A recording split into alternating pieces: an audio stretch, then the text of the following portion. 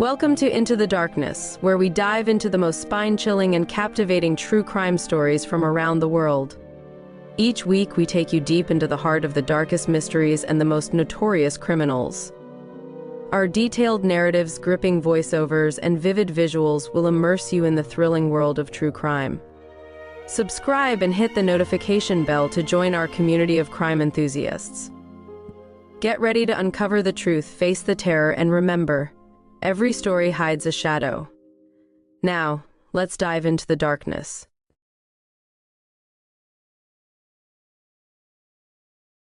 The illusion of perfection. In the winter of 2019, a young couple from Oslo, Norway set out on what they believed would be a life-changing journey to a utopian village in the Scandinavian wilderness. What they found, however, was a dark secret that would shatter their lives forever. This is the story of Emma and Tobias, and how their search for a perfect world led them into a nightmare. Emma Jensen, a talented artist with a passion for painting landscapes, and Tobias Larsen, a dedicated software developer, had been together for 5 years. Their relationship was built on mutual respect, shared dreams, and an unyielding desire for adventure. Living in a bustling neighborhood in Oslo, they often felt the weight of the city's frenetic pace pressing down on them. The cold, dark winter days only amplified their yearning for a simpler, more meaningful existence. The idea of Solheim, a remote, self-sustaining village in Northern Norway, first came to them through an obscure online forum. The description was enticing: a community living in harmony with nature, free from modern life's stresses and superficialities.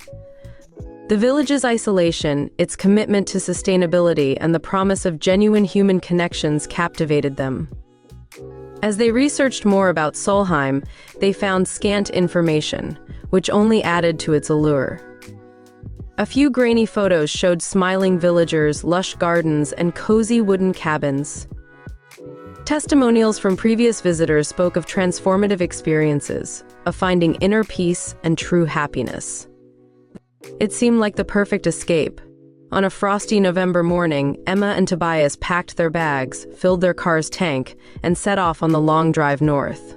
The journey took them through snow-covered landscapes, past frozen lakes, and dense forests. As they drove, they talked about their hopes for the future, imagining a life where they could focus on their passions without the constant distractions of the city. The road to Solheim became increasingly narrow and winding, with thick forest on either side. The GPS signal grew weak, adding to the sense of adventure and isolation. When they finally arrived at the village outskirts, they were greeted by a hand-carved wooden sign that read, "Welcome to Solheim." A shiver of excitement ran through them as they crossed the threshold into what they believed was a new beginning. The village was even more picturesque than they had imagined. Snow-covered cabins with smoke curling from their chimneys were nestled among tall pine trees. The air was crisp and clean, carrying the scent of pine and wood smoke. Villagers, dressed in simple, traditional clothing, went about their daily tasks with serene smiles on their faces. Emma and Tobias were shown to their cabin by Erik, the village leader. He was a tall man with piercing blue eyes and an air of quiet authority. Erik welcomed them warmly, his voice soothing and reassuring. He spoke passionately about Solheim's values: harmony, sustainability, and mutual support. Emma and Tobias felt an immediate sense of belonging and were eager to immerse themselves in this new way of life. Over the next few days, they participated in various village activities. They helped with gardening, attended communal meals, and took part in evening gatherings around the bonfire. The villagers' camaraderie was infectious, and Emma and Tobias felt their worries melt away. Emma found herself inspired by the natural beauty around her, and Tobias relished the simplicity and clarity of life in Solheim. However, as idyllic as Solheim seemed, Emma began to notice subtle oddities. There were whispers in the night, strange symbols carved into trees, and the villagers' unwavering devotion to Erik. At first, she dismissed these concerns, attributing them to their unfamiliarity with the place.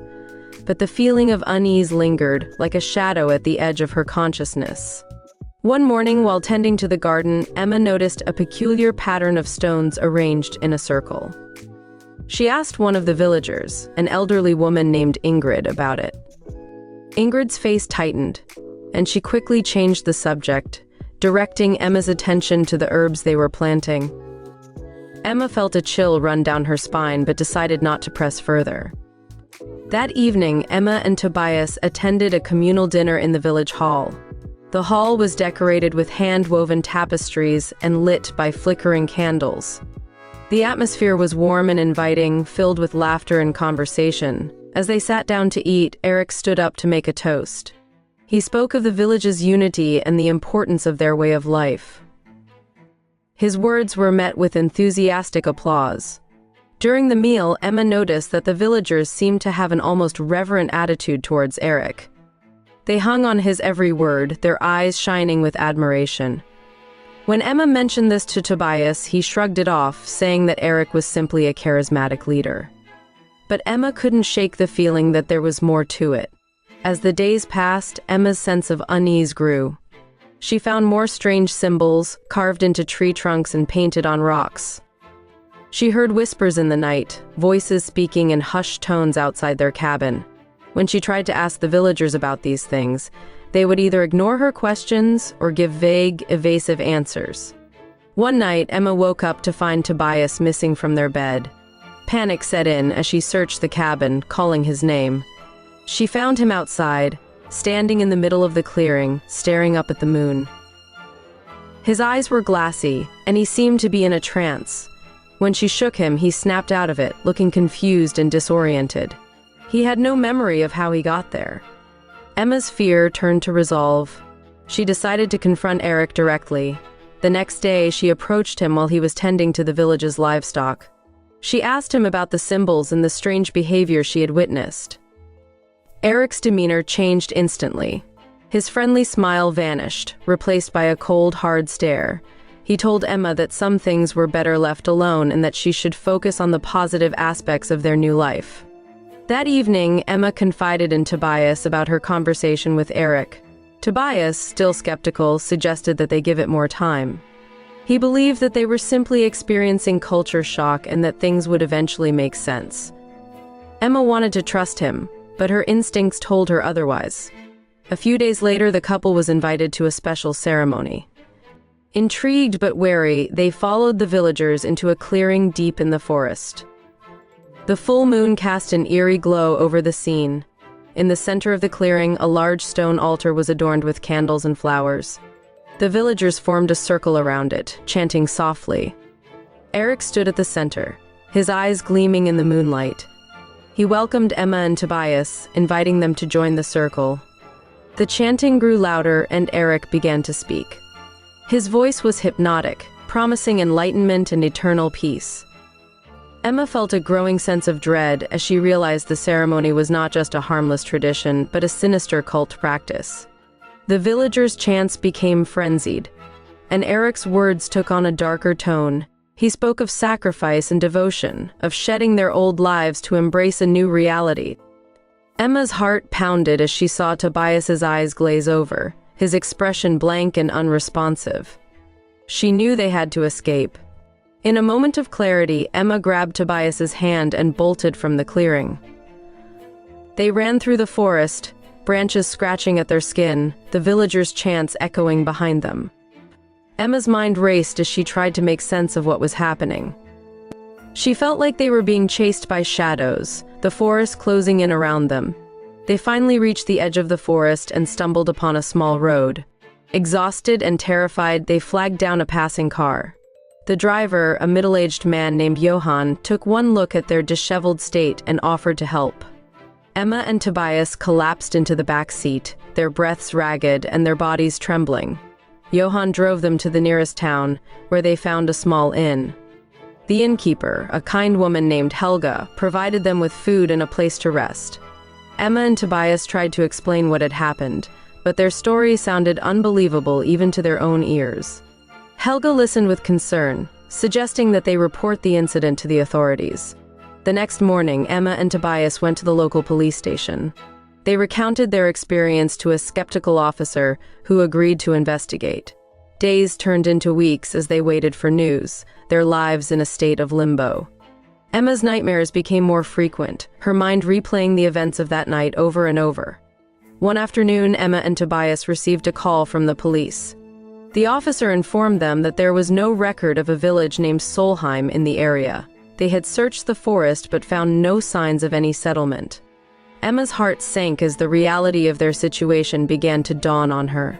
Confused and desperate for answers, they decided to visit a neurologist.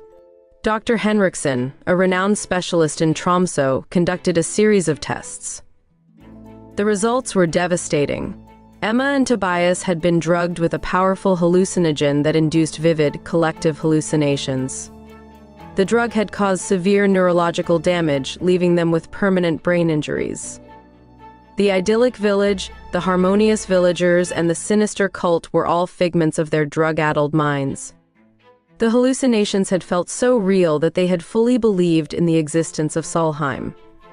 The damage to their brains meant they would struggle with cognitive functions for the rest of their lives. Their once bright future was now shrouded in darkness. Emma's artistic dreams were shattered as her hands trembled uncontrollably. Tobias, once a brilliant developer, struggled with basic cognitive functions. Their love, once a source of strength, was now a painful reminder of what they had lost. Emma and Tobias's story became a cautionary tale in Norway, a tragic reminder of the dangers lurking beneath seemingly innocent experiences. The authorities cracked down on the rave organizers, but the damage was done. In their small apartment in Oslo, Emma and Tobias navigated their new reality, haunted by the illusion of a perfect paradise that had never existed. Their story, filled with promise and love, ended in a devastating tragedy that left them forever changed. The utopian village of Solheim, a beautiful lie, remained etched in their memories, a cruel reminder of what could have been and what was ultimately lost.